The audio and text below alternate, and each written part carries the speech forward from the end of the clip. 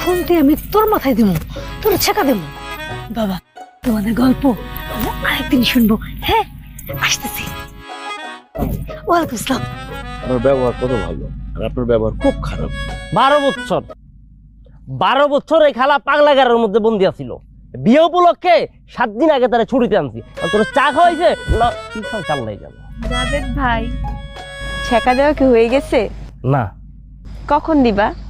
বাদেশা খুন্দি গরম হচ্ছে, কাকাজান তাকে আরো 5 মিনিট সময় দিয়েছে, তারপর দিন।